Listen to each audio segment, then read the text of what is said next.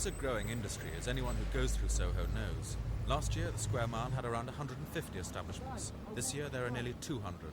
They're bookshops, cinema clubs, strip and peep shows, and shops selling aids. Soho's been Westminster Council's problem, and the only weapons they've had have been planning and safety laws. The planning officers haven't been winning. Businesses have changed hands overnight. Often, finding the owner to pursue an enforcement order is like trying to pick up mercury. It slips through their hands. And it's not just growing in Soho. The sex shops and cinema clubs are spreading outwards to the suburbs. A high street without one is becoming rare.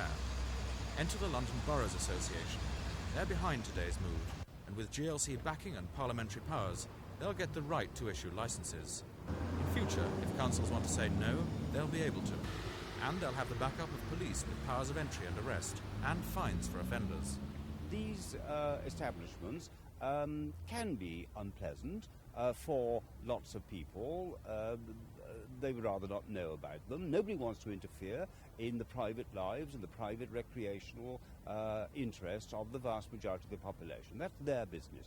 But there is a sense in which they should not be allowed to turn, say, a whole street or a whole terrace of 4 or 5 shops into all dedicated to the same broad purpose of the sex industry.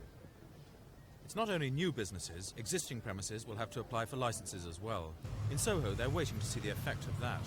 There is always a tendency by people, particularly those from outside London, to say, well, of course, it's always been in Soho, so forget the 3,500 people who live in Soho and push it all in there.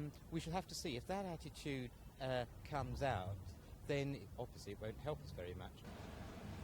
The clampdown's in the General Powers Bill, which goes before Parliament next month. It could be law by next summer.